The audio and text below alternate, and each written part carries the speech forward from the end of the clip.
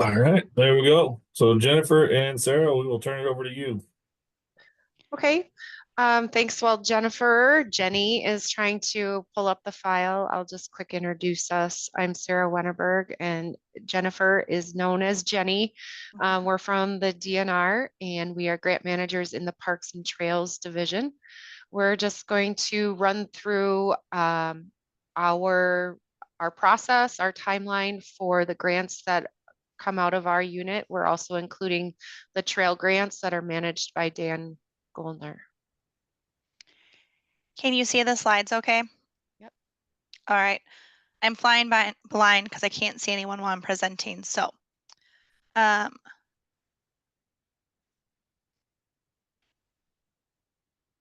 is it not moving? There we go.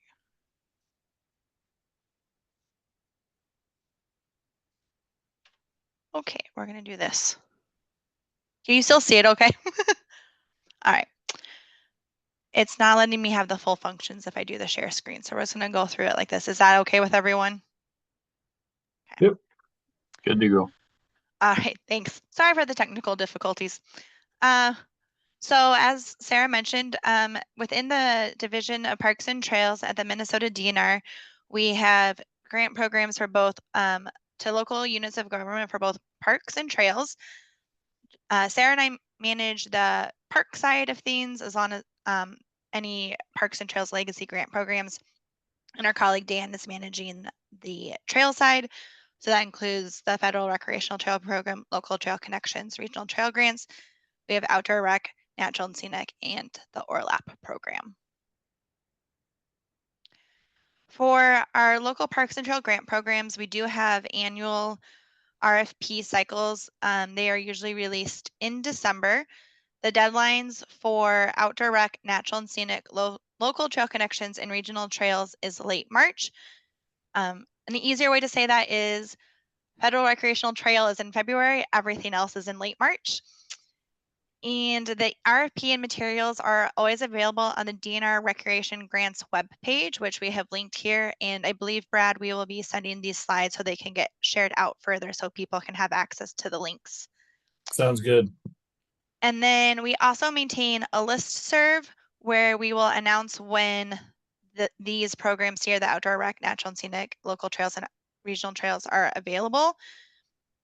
So if you are not on that listserv and you would like to be on that listserv to get notified of when those are available and any updates, feel free to shoot Sarah and I an email. We have our contact information at the end of this presentation. You can shoot us an email and we'll get you added to that. Another thing to note is for the Outdoor Rec and Natural Scenic programs, they do have to align with the Minnesota SCORP, which is the Strategic Comprehensive Outdoor Recreation Plan. We are currently in the process of having that updated. So the 2020 to 2024 SCORP is still the latest available one that we are using for our grant programs. Okay, so first is our Outdoor Recreation Grant Program, or OR, as we call it lovingly. Eligible applicants are cities, counties, and townships, or otherwise LGUs. Program focus, acquisition, development, and or redevelopment of local outdoor recreation park facilities maintained for outdoor recreation into perpetuity. So some examples are internal park trails, picnic shelters, playgrounds, athletic facilities, boat accesses, fishing piers, swimming beaches, and campgrounds.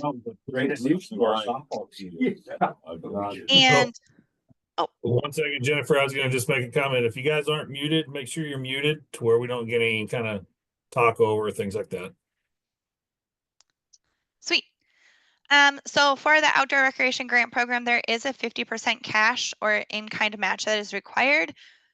So the minimum grant amount is $25,000. So that would be a total project cost of $50,000, and the maximum is $350,000, which would be a total project cost of $700,000. It could be higher than $700,000. The most we can just pay out is $350,000. And we have our funding sources for this listed there.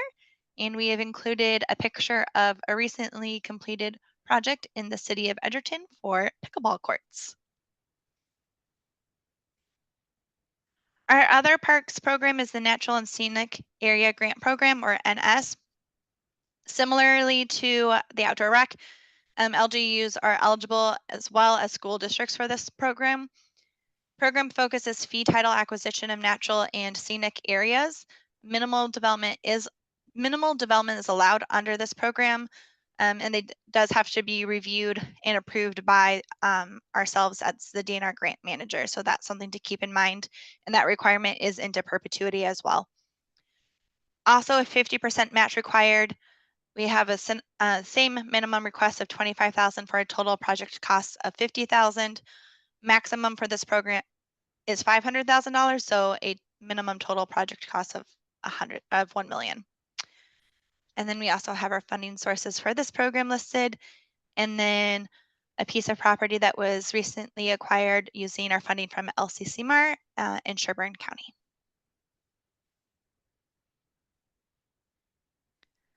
So our last third program that we manage but don't regularly have RFPs for is the National Outdoor Recreation Legacy Partnership. This is ORLP.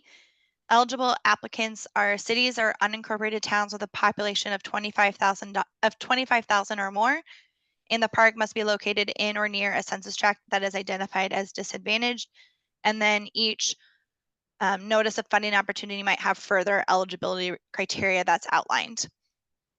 The program focus, as I mentioned, depends on the funding opportunity. They might have areas of focus for that particular round.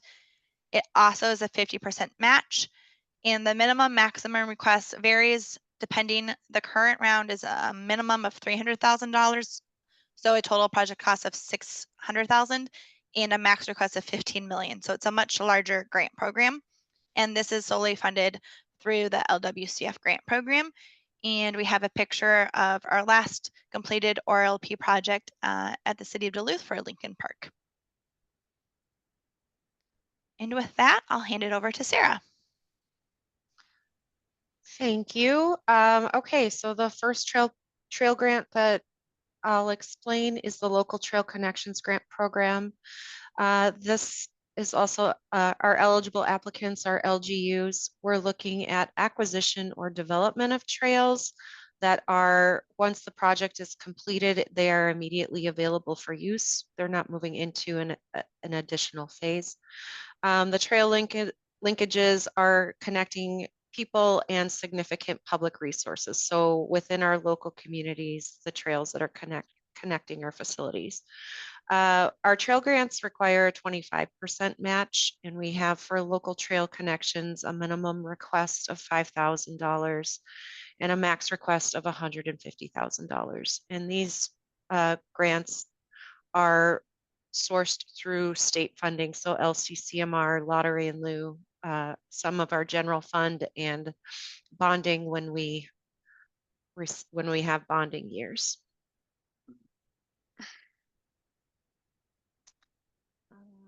Thanks. And then next we have the Regional Trail Program. This is state funded to LGUs outside of the 7-county metro area.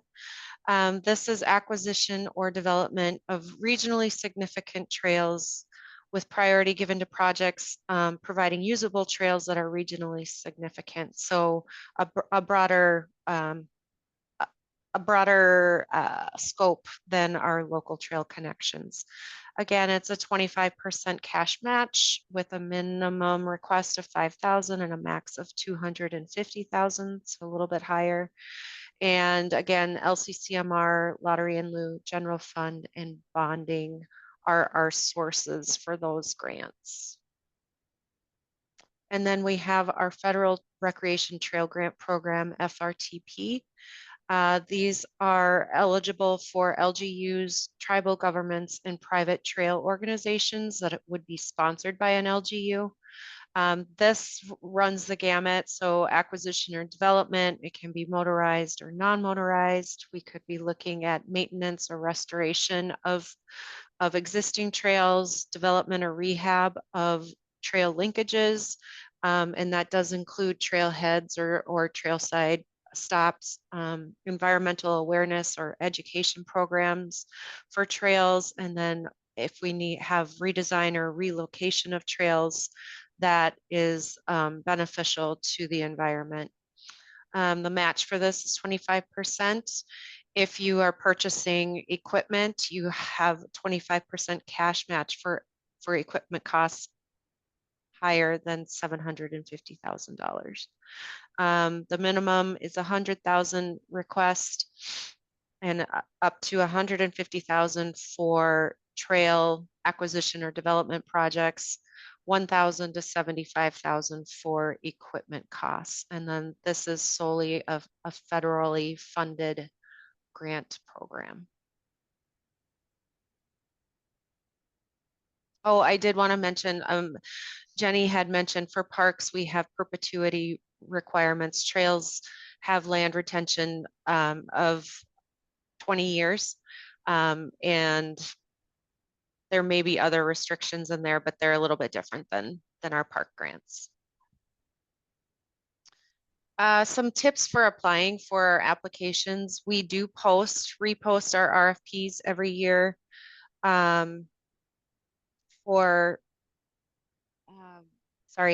We do repost on our website each year. And so this year, especially for the parks application, Jenny and I have reworked some of the portions of the application to expand on some of the responses. We've also added some additional steps. We have some new practices for doing SHPO reviews and things like that.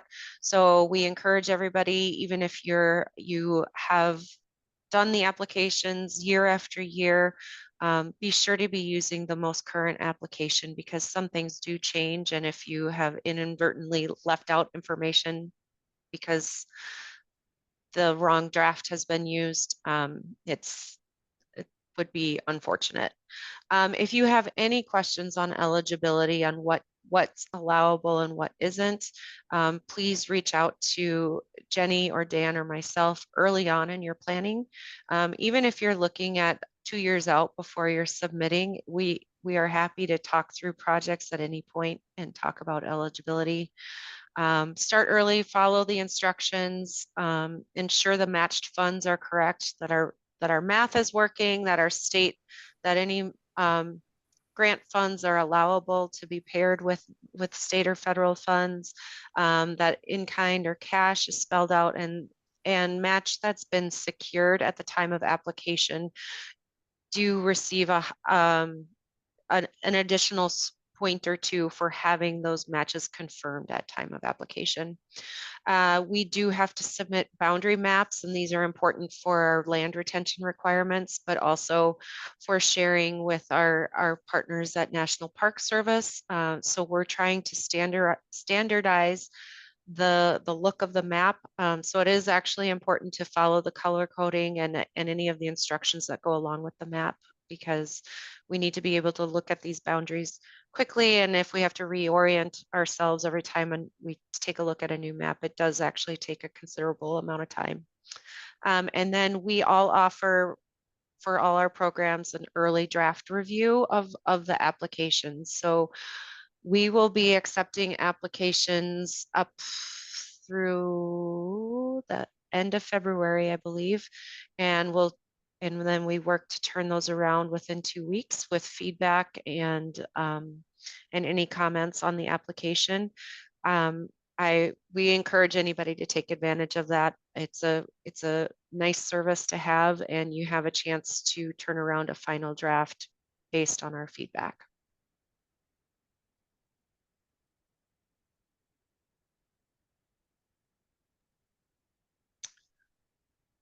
Anything else from Sarah and Jennifer? My thoughts are we can kind of let everybody go, and then we'll take questions after everybody's kind of talked about their programs, if that's okay. Sounds great. Sounds great. All right. So if nothing else there, then we can move on to Mike and Noah with LCCMR. If you guys are. Yeah, I think it's just me today, but I'm happy to take Okay. it on. So I will share my screen here. All right. And Noah, if you don't mind just introducing yourself too, once you get that up and going. Sure. Can folks see that? Yep. Great. Well, thanks very much for the introduction. Yeah, my name is Noah Fribley. I am a project analyst and communications specialist with the Legislative Citizen Commission on Minnesota Resources, or LCCMR. Going to give you a quick basics of the LCCMR and ENRTF. Some of you might be familiar, but I just find it helps to level set a little bit so folks know what we're talking about. And then I'll explain our grant making priorities and processes, including our open RFP. And then it sounds like we'll take some questions all together at the end here. So once everyone else is gone. So really quick, some of you might know the history of the Environment and Natural Resources Trust Fund, but it was established in 1998, enshrined in our Constitution. And in 1990, 40% of lottery proceeds were dedicated to the fund. I think the highlight here is that in 2024, voters reaffirmed that lottery dedication with a record high, well, tying for record high approval at 77%. So those lottery funds, 40% will be dedicated through 2050. So that's a good long while. And when the Minnesota voters created the ENRTF, they created a permanent and dedicated environmental fund for the purposes of preserving, conserving, enhancing, and protecting, preserving, conserving, and enhancing. There we go. Hard to mix those up. The state's air, water, land, fish, wildlife, and other natural resources. That's a super broad mandate. I'll get later into how they whittle that down into some priorities and make that kind of a more tangible mission. Just one thing to note, and this sometimes actually does come into play with some parks and trails funding, is that the ENRTF is designed to supplement, not supplant, traditional sources of funding environmental natural resource projects in the state. So we just use the shorthand supplement, not supplant, when it comes to the ENRTF. So then how that works in practice is that the ENRTF is managed by the State Board of Investments. Those lottery proceeds go in there. Any investment income is redeposited, and then 5.5% is available each year for the LCCMR to recommend for funding. And in 2025, that's about $103 million. And I say this because that amount does change every year, just based on the value of the fund. And so however much the LCCMR can give just depends on the biennium. So again, just to make sure we're all on the same page, the ENRTF is the source of the funds, and the LCCMR is the entity responsible for recommending how those funds get spent on environmental natural resource projects across the state.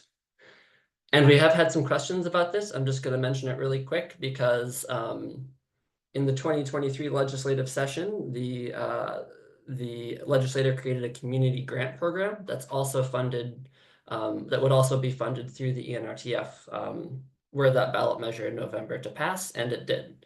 So the community grant program will be administered by the DNR, and it'll have 1.5% of the ENRTF available to it.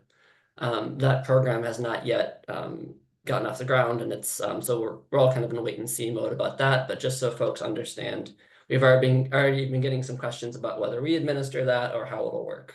So that's the very basics, at least.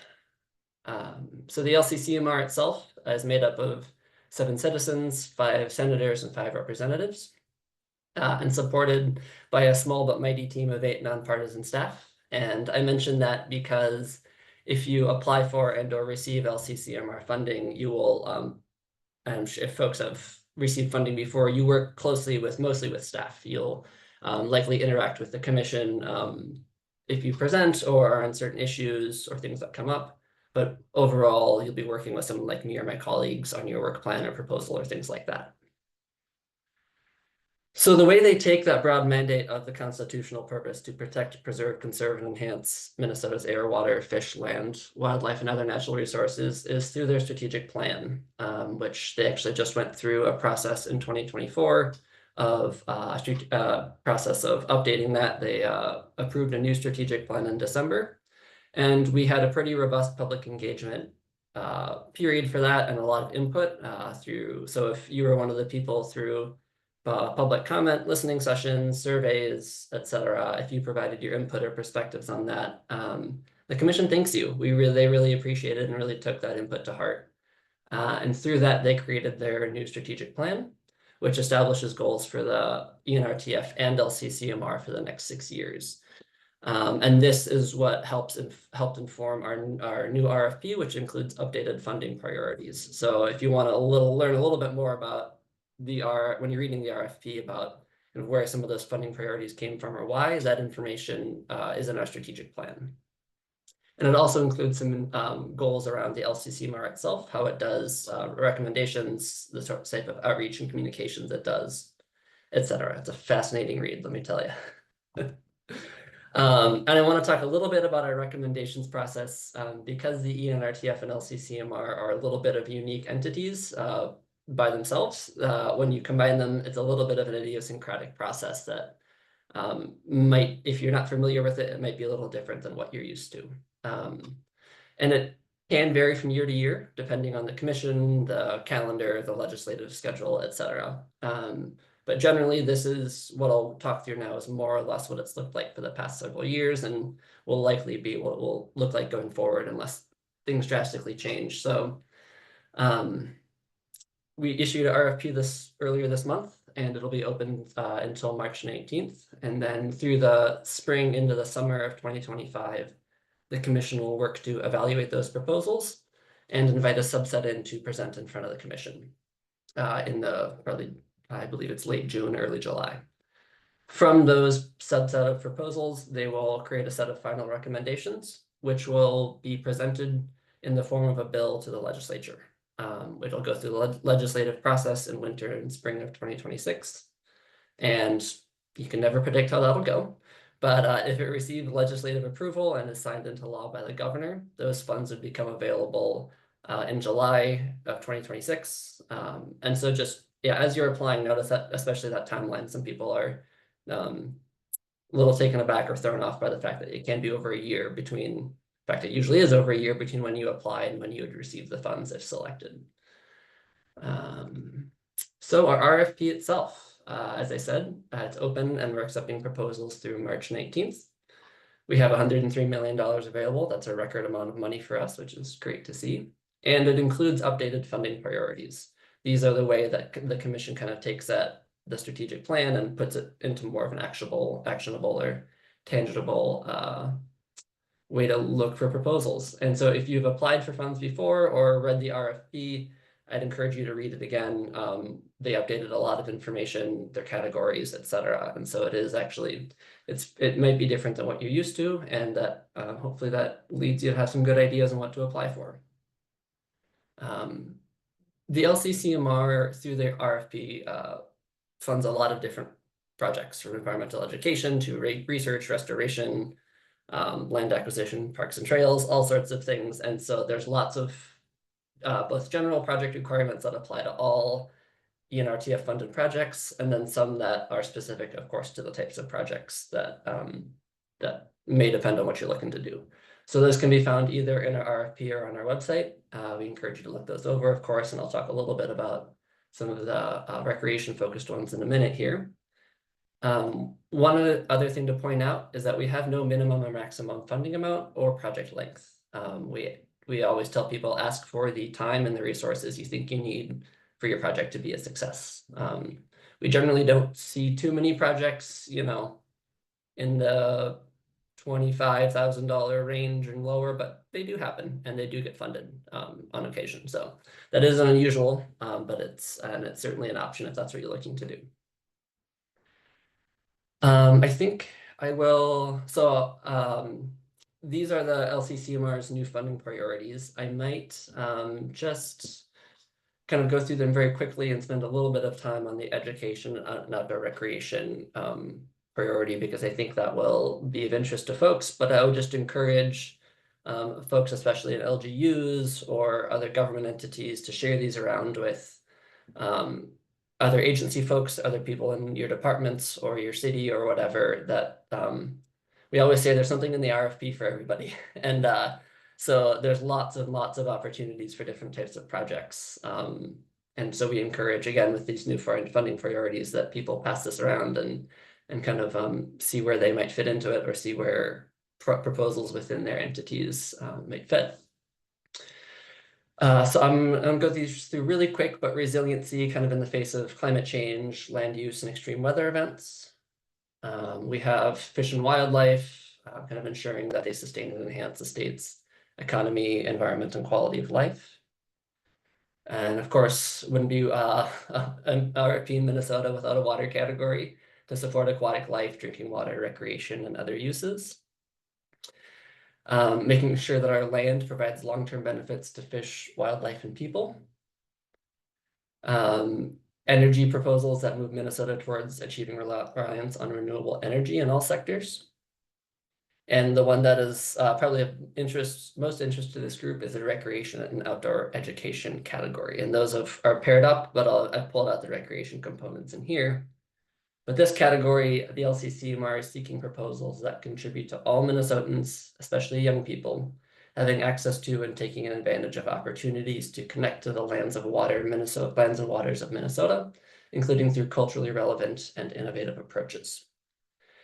So within these RFP categories, they have sub-priorities that flush out a little bit more about what the commission wants to is looking to fund within these broader categories. And there's probably, I think, 10 bullets under this broader category, but I just wanted to pull out the recreation-focused ones.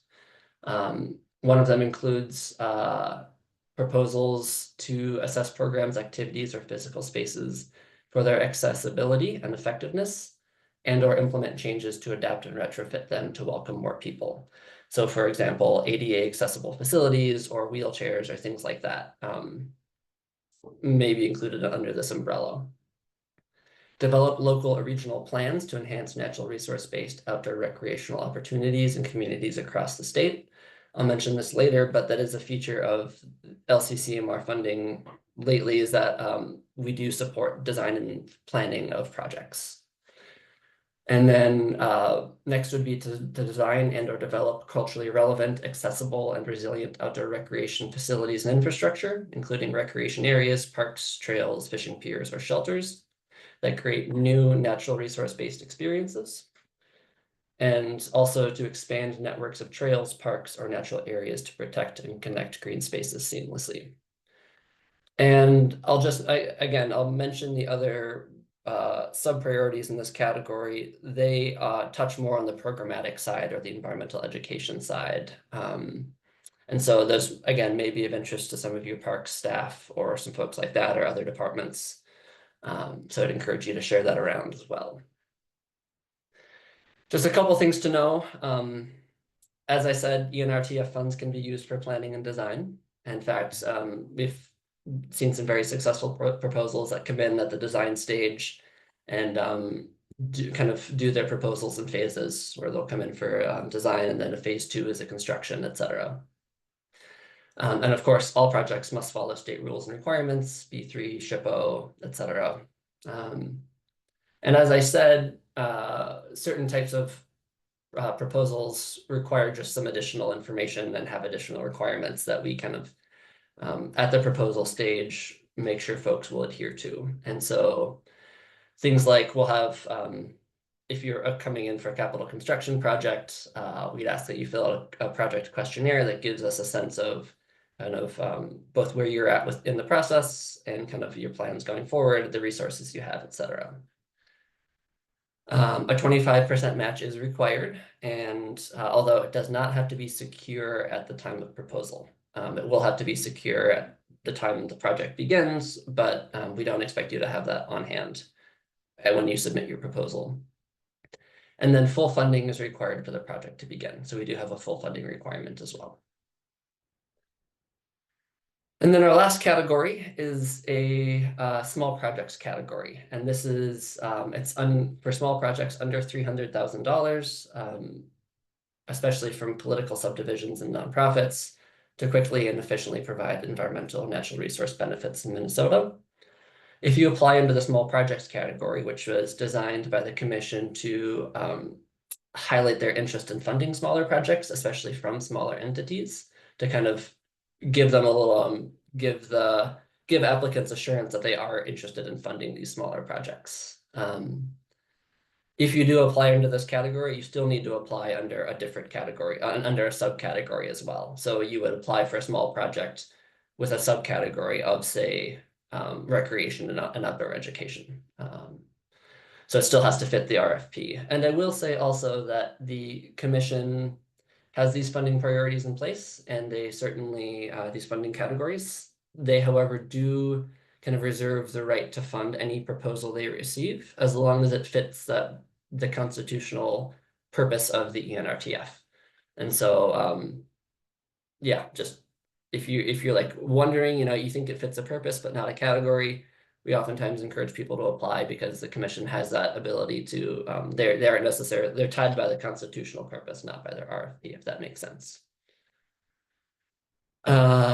So how you would apply, we've tried to make it as streamlined as possible given how many proposals we receive and kind of the breadth of topic and type of projects and scope and scale. But of course, we ask that everyone read our RFP and website to kind of make sure you know what you're applying for and make sure you understand the full requirements and the process so that there aren't any surprises along the way. We do have an online grant management system. We hope it's as user-friendly as we think it is, at least in the grant world. We've tried to make it as such. But if you create an account in there, it will guide you through the proposal process. We've tried to make the help bubbles as helpful as possible and kind of let people know, kind of help them provide any necessary materials through that process. And then you hit submit and we will be in contact with you as the evaluation process goes on. I'm sure many of you are familiar. In fact, we heard just earlier from Jenny and folks about some ENRTF funded projects. But just to give you an example, some of the things we funded over the years, it includes the Superior Hiking Trail on the North Shore, of course, the Masabi Trail up on the range, State Park and Trail in Holdings, local parks, trails, and natural areas grant programs. It's actually very hard to list all of our parks and trails, so there's a whole lot of them that we funded throughout Minnesota. And every year we see a lot of applications and a good number of them get funded. So before I wrap things up, I just want to take a moment to kind of recognize how much the ENRTF has funded across the state, including for parks and trails. Since 1991, it's funded 1,700 projects, which is just a staggering amount, and has meant $1.1 billion benefiting every county of the state. And in 2025, that's meant $103 million available and over 500 active projects. And I think I'll stop there because we'll do questions later. Sounds good. Thanks, Noah. Appreciate it. Moving on, we'll go to Lessard-Sams with Mark and Joe. Hi, I'll start and I'll hand it over to Joe. My name is Mark Johnson. I'm the Executive Director of the Lessard-Sams Outdoor Heritage Council. And before I give it to Joe, I'm just going to call your attention to a couple things to pick out of his presentation for takeaways. Number one, there's money available. These funds for outdoor heritage are really centered on protecting, restoring, and enhancing habitat for fish, game, and wildlife. The second thing is there's two different levels of areas where you can get grants from outdoor heritage. One is the smaller grant. Joe will go into those for you, so you'll get all that. And then the last thing is the applications are not difficult for us. So if you guys, feel free to take a look at that. The other thing is that our staff is here for guidance too. If you want guidance from us, we're always available. We just want to see you be successful. So with that, I'll hand it over to Joe to give the overview. All right. Thanks, Mark. Can somebody give me a thumbs up that they can hear me okay? Excellent. And I'm going to share my screen.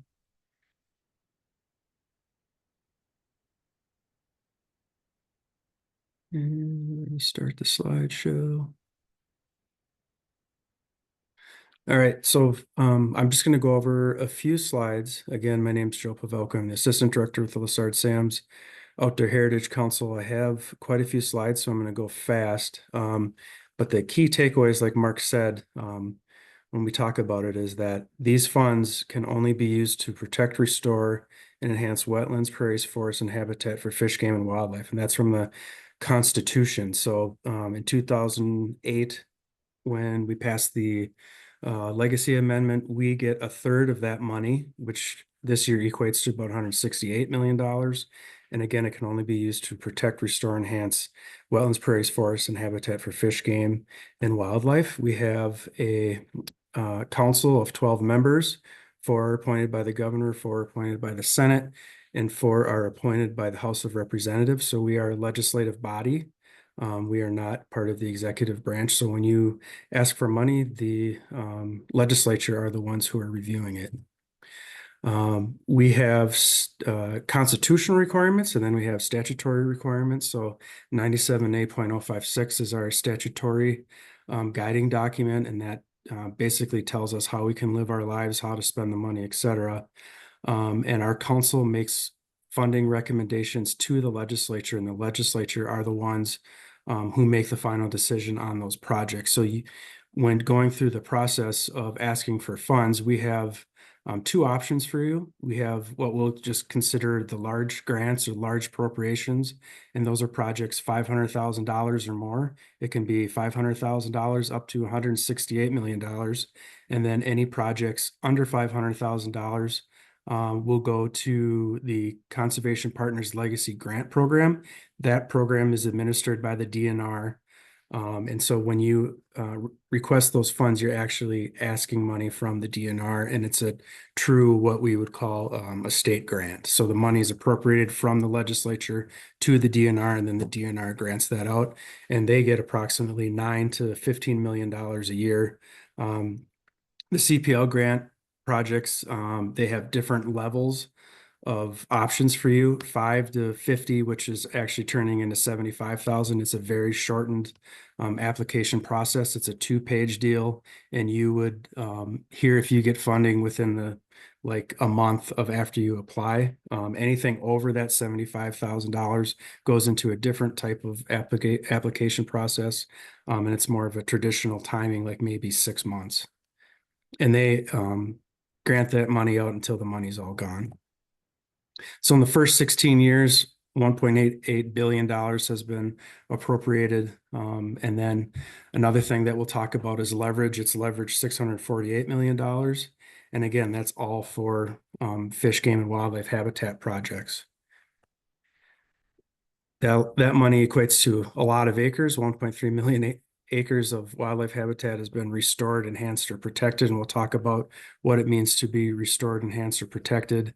And the CPL grants program, there's been over 1,000 grants so far, totaling 585,000 acres. So quite a few projects and doing a lot of good work.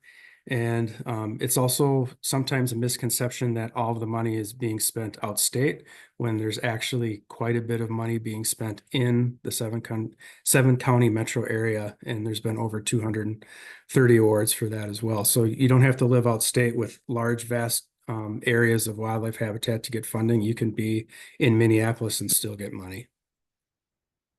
This is how we break up the state. We have what we're calling planning sessions. So the Northern Forest, the Forest Prairie Transition, the Metro Urbanizing Area. And you'll notice the Metro Urbanizing Area is a lot bigger than the 7-county metro. This includes like Wright County, part of Sibley County, down even far as south as like Rice County.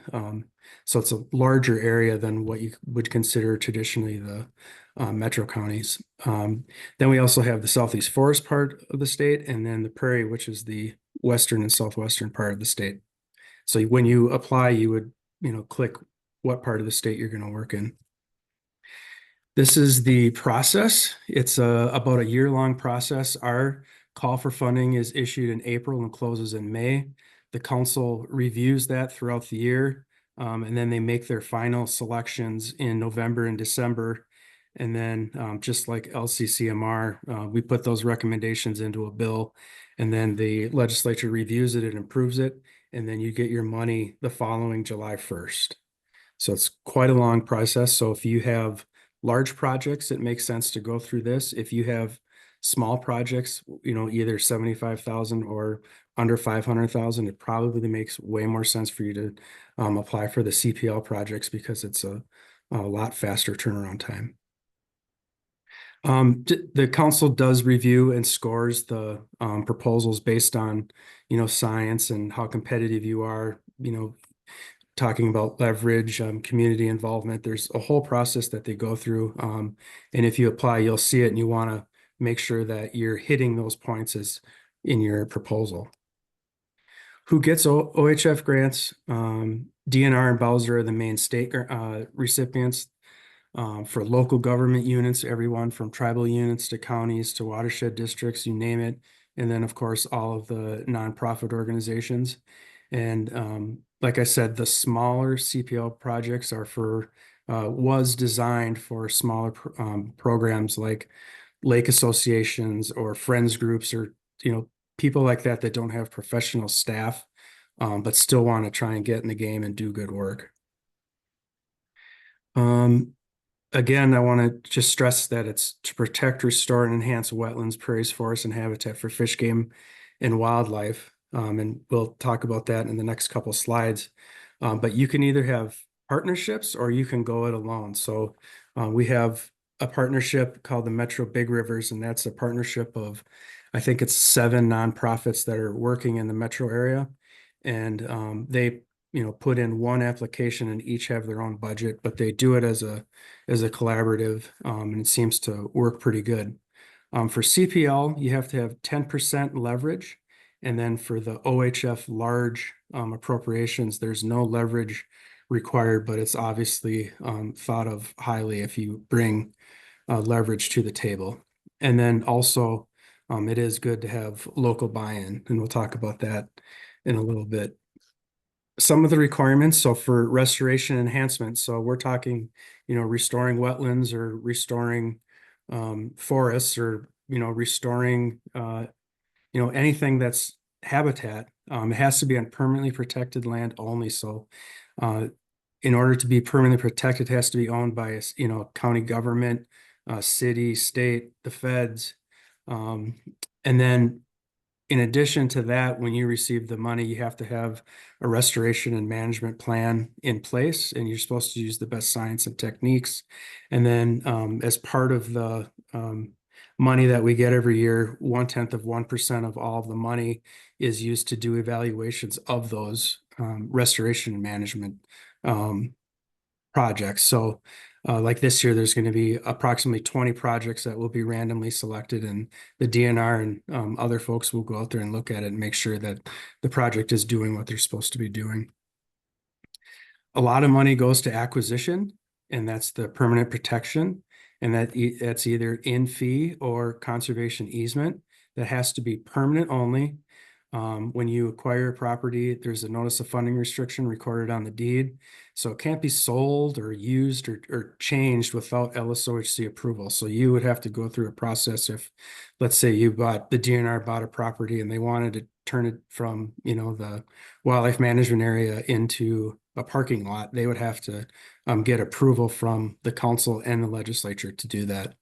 And then also, if you were to receive money and buy property with OHF, you'd have to report annually that the property is being used as it was intended. And that's just a simple process where you just click a button that says, yes, we're doing, or the property is being used as it should have been.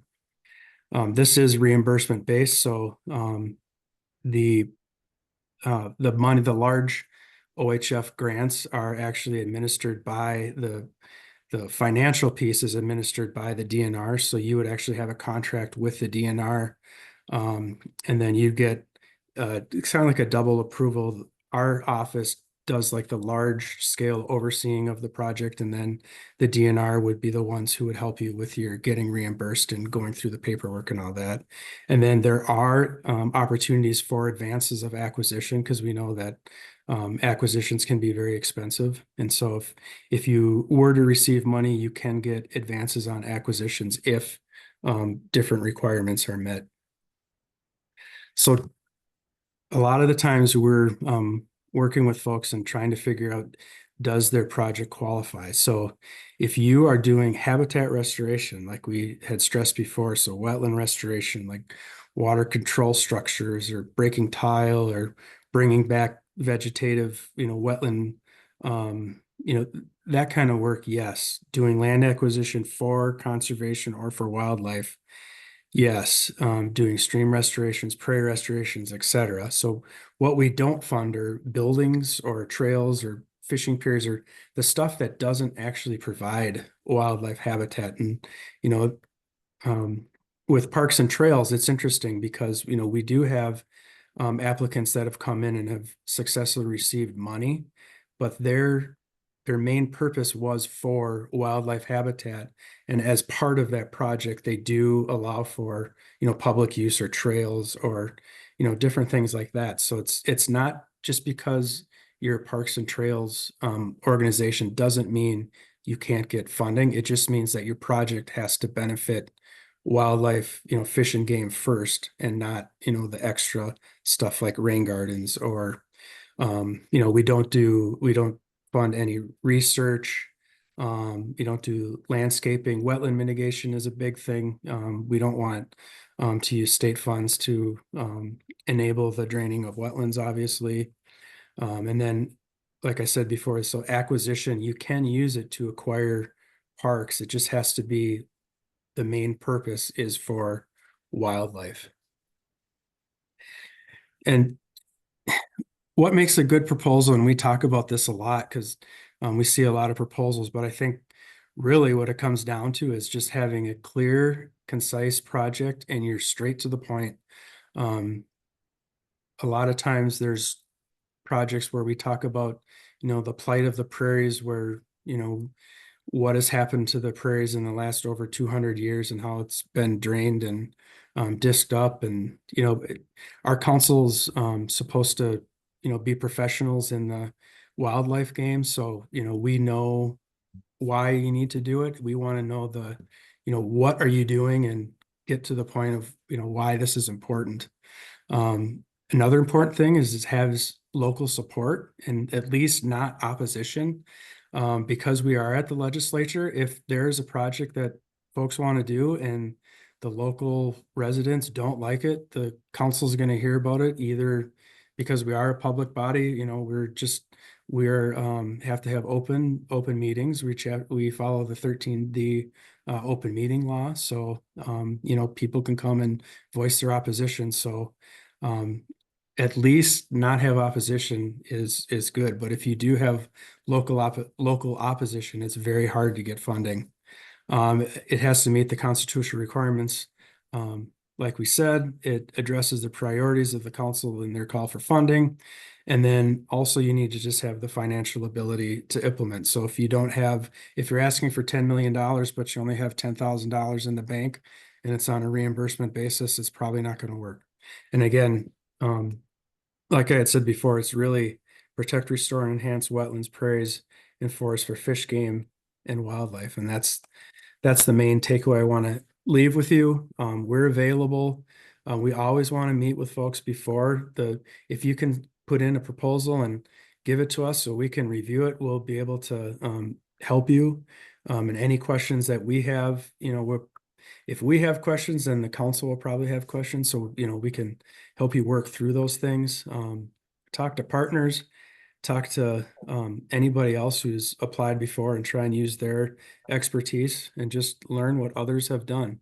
So here's just a quick map of all the projects that have been done throughout the state. And you can see it's just a smattering of all over the state. Some areas have more focus than others, and that's mainly because that's just where the existing habitat is. But going through, you can see here's the map of the metro, all of the projects there.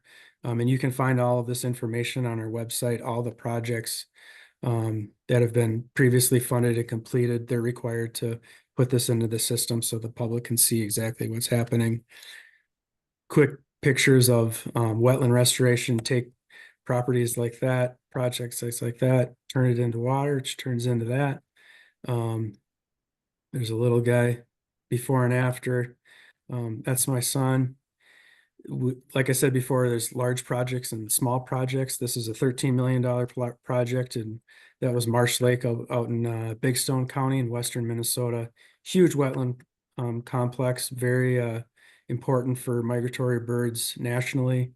So we've done projects like that, and then tiny little quarter-acre projects in small parks. So really, the other thing I'll say is, if you don't ask, you're not going to get any money.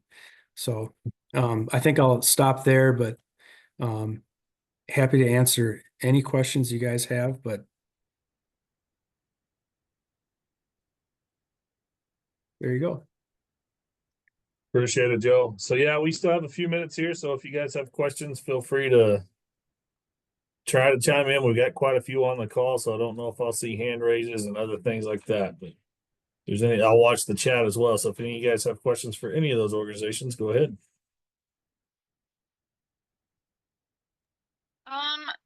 Yeah, this is Sarah Weed with the Stearns County Parks Department. This is for Sarah and Jenny.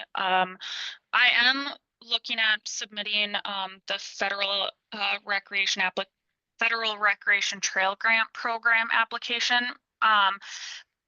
to be reviewed. Do you guys want all of the attachments that are there, or is it just kind of just the writing that you're looking at?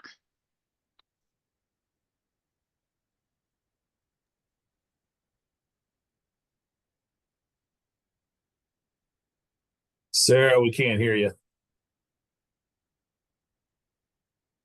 Still nothing. I can chime in real quick and then Yeah, Sarah can, thanks, Jenny. no problem. And then Sarah can fill in anything I miss. But generally speaking, the guidance is that the more complete the application for review, the better, just Okay. because we can give more comprehensive feedback. Okay, perfect. That's all I'm looking for. And you know how much I love my attachments. I know you do, Yes, Sarah. we do.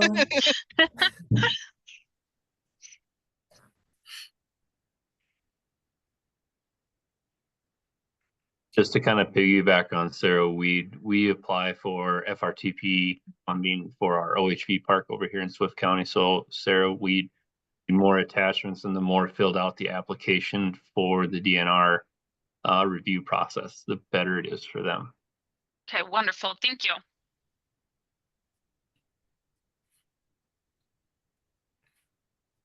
We also noted the couple comments on the FRTP max and the RTP max. So we will double check those figures with Dan and update them in the presentation before we send it out to Brad. So thank you for those notes. Good. Also for outdoor rec, this is Allison with City of Duluth. I got the climate and environmental justice action screenshot before it was removed, but the web page is down, so other people don't panic. Thanks, Allison. I have a question for Mark and Joe with CPL and Clean Water Land and Legacy. Here in Swift County, up at the Swift Falls area, they used to have an old mill dam, and then in the 60s, the county said that they would fund it and redo the dam. Now it has held back a 30-acre basin of sediment. The locals would like to see that dredged out and the cattails removed, but and working with the local hydrologists, they would also like to take the dam out and replace it with a rock pool ripple, kind of like what's up in Pelican, what we did at Marsh Lake, did in Appleton, Hutchinson, Montevideo, etc. How applicable would the dredging of the basin be to that, to reestablish its original elevation below for funding that portion of what that project would be? Now, this project is just still in the discussion phase before we get into the actual surveying with an engineering firm and such, but just looking at different funding sources to help fund that project. Joe, why don't you go first? Well, we have received quite a few requests for dredging. Like I've said a million times now, that it needs to restore, protect, or enhance. And so with these projects, I know the DNR is always pushing to,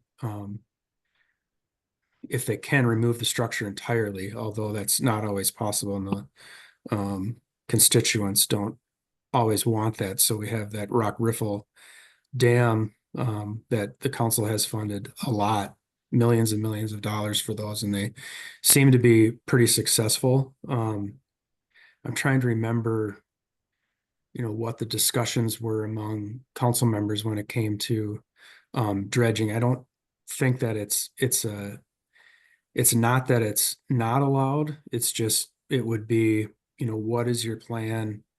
Are you doing a full restoration of the creek, or as much as you can? And it's not just a simple dredge to keep the lake open so it looks pretty. It would be, is there some sort of fisheries involvement by the DNR that says, hey, this is what they need, and it's going to benefit, whatever species of fish out there. So I guess I wouldn't say it's not allowed. It would just need to be make sense and part of a bigger picture type thing, because it is very expensive to dredge. Yeah, I think Joe hit it on the head, and it's really got to be part of that habitat restoration and rational for a rational part of that. It you're So keep that in mind. That'd be the main thing. Those rock riffle structures are incredible, and there's been quite a number of them now replaced around the state with OHF funds, or Perfect, thank dams you. replaced with rock riffle structures. Could that grant be applied with the DNR dam safety removal? Can those two be joined together, or no? Yeah, if you've got some funds from DNR to go toward that, and that can be used as leverage. If DNR doesn't mind it, I'm sure the council doesn't. Yeah. More often than not, we see where the DNR says, well, we're not going to give you any money for that project because it's not bad enough. And then or at least that's what we hear. And then the proposal comes before the council for funding. Okay. And that oftentimes the council asks, where is this dam on the dam safety list? And sometimes those get priority if they're, high enough on the list. Okay. Perfect. Thank you. Any other questions? I know we've hit 2:00, but if people are willing to stay on, we can stay on for as long as we need to. So we can leave it open here for a little bit longer if we need to.